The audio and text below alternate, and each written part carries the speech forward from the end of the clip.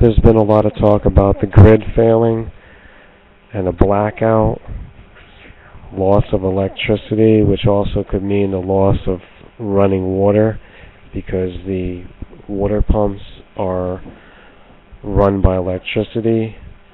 It also means a lot of things could go down, including the heating, as well as the internet, as well as your cell phones, because there wouldn't be any power going to the cell phone towers, things like that. So it could be a total collapse of technology, the things that people really have come to rely upon. Now, what I've heard is going on, and I couldn't believe it at first, because I was in Truth or Consequences, New Mexico, and there was something in the newspaper about the Walmarts switching over to solar power. And then I did some digging around, research, and I found out that it's true. There's actually a plan underway that a lot of these private corporations are going to switch to something off-grid to supply their electrical power needs. So far, there's a few prototypes that are going on, and as I said, Walmart is one of the companies. Also, Bank of America was listed. Let me see if I can remember the other ones. I don't remember off the top of my head. That's the kind of reporter that I am.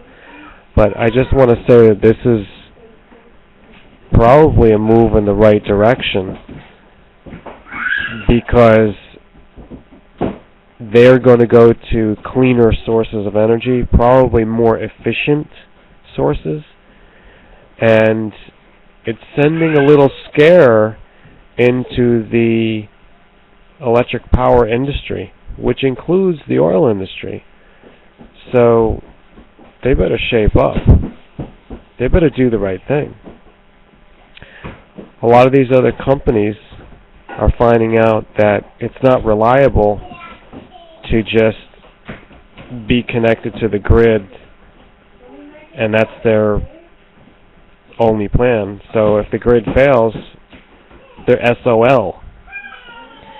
Now, this lends credence to the theory or the fear or the prediction that the grid inevitably will fail. There's all this buzz going on, and like I said, it was, 2.5 or 3 weeks ago that I mentioned the TV show Blackout, American Blackout.